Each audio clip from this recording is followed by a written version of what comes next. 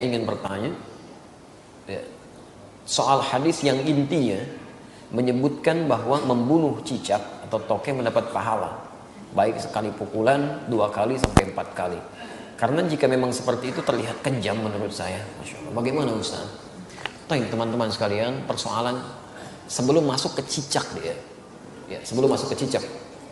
Ada di hadis Muslim nomor hadis 2238 riwayat Sa'ad bin Abi Waqqas, termasuk nanti di Al-Bukhari nomor hadis 3359 riwayatnya Ummu Syuraik. Sebelum masuk ke persoalan cicak, Anda mesti pahami dulu hikmah Allah ketika menciptakan sesuatu makhluk apapun itu terdiri setidaknya dari 3 hal. 3 hal. Yang pertama, ada ujian kemaslahatan. Di makhluk itu dicipta supaya kita mengambil maslahat kebaikannya aja dari situ. Seperti saat Allah menciptakan lebah misalnya. Allah ciptakan lebah, ya. Ketika diciptakan kan buat supaya kita ngambil madunya kan. Madunya ambil. Masya Allah, antum gak pernah persoalkan lebahnya. Diambil manfaatnya, dari madunya, dari sengatannya untuk obat dan sebagainya.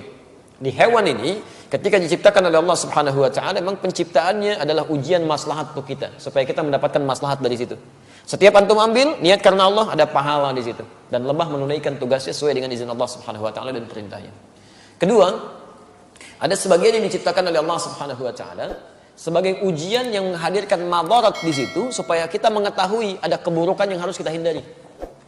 Ada keburukan yang harus kita hindari. Misal, nyamuk diciptakan oleh Allah Subhanahu wa Ta'ala. Ketika diciptakan oleh Allah, mohon maaf untuk menunjukkan bahwa ada lingkungan yang kotor di situ. Yang tidak bagus. Ada penyakit yang harus dihindari. Makanya ketika dia ditunjukkan oleh Allah, dia muncul fitrahnya, dia memang mesti misal dieksekusi, dibunuh kan? Kenapa dia mesti dibunuh? Karena di lingkungan itu ada yang kotor, plus dia pun membawa kotoran yang mungkin bisa berpindah satu dengan yang lainnya. Di pelayanan kehidupannya, tasbihnya kepada Allah, memang khidmatnya untuk menunjukkan ada tanda yang kotor nih pada diri saya. Ada sesuatu yang buruk di lingkungan Anda. Jadi nyamuk tuh ketika datang, dia membawa sesuatu yang baik untuk kehidupan kita. Cuman dilihat dengan persepsi yang kotor. Ini ada ujian madarat maksud kita. Ya. Ini ada yang kotor, yang gak bagus. Kita bunuh nyamuk di situ, menghilangkan kotoran yang ada di dalamnya. Tapi diciptakan oleh Allah untuk menandakan ada sesuatu yang harus kita hindari untuk kebaikan kita.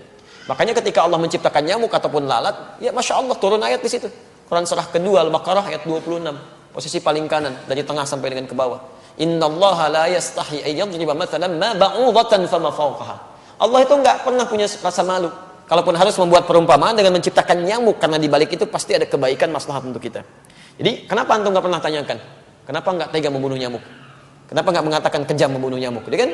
Jadi persoalannya bukan bunuh atau tidak bunuh, itu ada ujian bagi kita yang menampilkan madarat di situ yang harus kita kemudian hilangkan. Kalau Allah nggak tampakkan maka bahaya untuk kehidupan kita.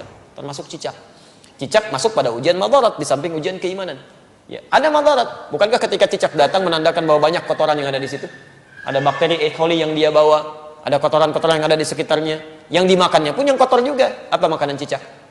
Nyamuk. Jadi ini menandakan bahwa ketika cicak hadir itu dia diciptakan oleh Allah, bukan diciptakan untuk dibunuh, diciptakan untuk menandakan ada madarat di sekitaran itu dengan kotoran-kotoran. Makanya diciptakan oleh Allah untuk menunjukkan dia ada yang kotor, ada yang gak bagus, termasuk dirinya sendiri. Maka Nabi menyampaikan riwayat Sa'ad bin Abi Waqqas, ya, qala anna Nabiy sallallahu alaihi wasallam, bahwa Nabi sallallahu alaihi wasallam amara qatlal waza', memerintahkan untuk membunuh cicak dan ada pahala di situ. Bunuhnya cicak itu seperti kita membunuh nyamuk untuk menunjukkan ada kotoran-kotoran di situ yang hikmahnya harus kita jauhkan. Memang diciptakan dia untuk menunjukkan itu dan harus dibunuh dia. Harus dibunuh. Ketika Anda bunuh itu bukan cuma ada pahala di situ, tapi menghilangkan keburukan-keburukan yang mungkin muncul. Termasuk di situ mengusir keadaan-keadaan jin, karena jin senang di tempat yang kotor. Makanya saya bisa katakan kalau ada cicak tuh beberapa tempat, itu jin biasanya ada juga di situ. Karena senang di tempat-tempat yang kotor. Ya, senang di tempat-tempat yang kotor. Jelas sampai sini? Wasamma bi fuwaisiqa, dan Nabi menyebutnya dengan hewan fasik kecil. Hewan fasik kecil. Selain membawa kotoran, dia pernah juga meniup-niup api yang sedang membakar Nabi Ibrahim supaya semakin menyala. Ya, diharapkan jadi dingin dan teduh, ini malah ditiup-tiup oleh hewan ini. Makanya ketika Anda membunuhnya, bukan cuma menghilangkan kotoran, tapi plus ada pahala di situ. Pahalanya di situ dengan sekali pukul ada 100 kebaikan, kan? Berdasarkan hadis riwayat Al-Bukhari dari Ummu Syuraik nomor hadis 3359. Dan terbunuhnya cicak itu menghadirkan bagusnya kebaikan-kebaikan dengan menghilangkan kotoran yang ada di dalamnya. Jelas di sini? Di antum pahami dulu ini hikmahnya. Kalau nggak paham hikmahnya, Masya Allah nanti muncul macam-macam. Wah ini kan melanggar hak asasi kehewanan misalnya kan. Masya Allah. Ada macam-macam lah. Nyamuk kan tuh nggak bilang gitu. Nyamuk kan sama aja. Kenapa nggak bilang antum nyamuk kejam?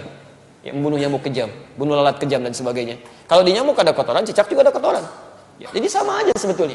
Ini yang kedua gambaran keimanan kita untuk mengikuti petunjuk syariat. Ada yang ketiga, ujian yang sifatnya penunjukan karakter. Penunjukan karakter. Misal saat Allah menciptakan monyet, gitu kan? Nah, di Quran surah kedua ayat 65. Ya, lihat kalimatnya. Monyet diciptakan untuk menunjukkan karakter yang muncul pada masyarakat Yahudi. Ya, lihat. Wa qulna kunu qiradatan khasiin. Ya, kami katakan, jadilah kalian kera-kera yang dihinakan. Kera-kera yang dihinakan. Kenapa Yahudi dikutuk menjadi kera? Kami pernah punya kajian tafsir di Tripoli. Saya mintakan murid-murid kami pada saat itu untuk praktek langsung di kebun binatang. Dan kita pernah ujikan juga di sini dengan sebagian teman-teman di Kiai. Jadi kita praktek tafsir ke kebun binatang. Dibagi kelompok, keluarkan semua ayat-ayat di Quran yang terdapat kata binatang di situ. Ada monyet, ada misalnya unta, ada gajah, ada macam-macam. Terus kita bikin kelompok. Ini kelompok unta, kelompok gajah, kelompok monyet, macam-macam. Analisis. Apa keistimewaan dan keunikan hewan-hewan ini? Dan presentasikan. Saya langsung saja, begitu ada kelompok monyet presentasi, dia sampaikan. Ustaz, ketika kami lemparkan kera itu dengan satu makanan, dia tangkap dengan tangan kanannya begini. Kemudian kami lempar lagi, dia tangkap dengan kirinya begini. Lempar lagi, tangkap dengan kakinya dia begini. Lempar lagi kaki yang satunya lagi.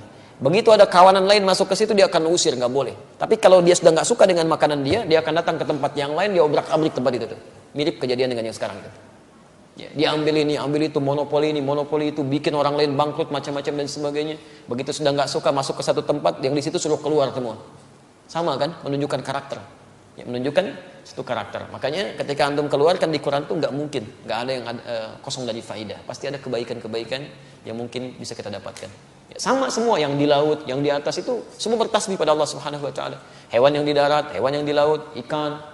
Sebutkan jenis-jenis ikan, ya kan? Masya Allah, ikannya banyak tuh. Antum bisa sebutkan sekali. Kenapa antum senyum? Ini macam-macam nih. Itu aneh-aneh aja. Jangan ingat yang nggak betul lah ya. Kasihan anak itu. Namanya Ahsan. Orang Semarang itu punya masalah dia ya, punya masalah di lisannya. Jangan dicela, kasihan. Ya, punya masalah di lisannya, kita harus doakan pada Allah Subhanahu Wa Taala. Dan kalau menemukan kesalahan dalam sesuatu hal, untuk anak khususnya dalam pendidikan di Quran, di Sunnah, itu jangan minta diulang, jelaskan kesalahannya. Man ra'a minkum munkaran falyughayyir bi yadihi aw bi lisani. Jadi kalau anak salah misalnya, coba sebutkan jenis-jenis nama ikan, ikan paus. Bukan ya, itu bukan paus. Kalau kamu sebutkan paus, itu tuh paus tuh paus, kan? Nah, ikan tuh harusnya paus. Paus, seketika sampaikan, bukan paus ya, paus. Maka dia mulai berkata, oh iya, paus. Langsung benarkan. Ya jangan minta diulang. Ulangi.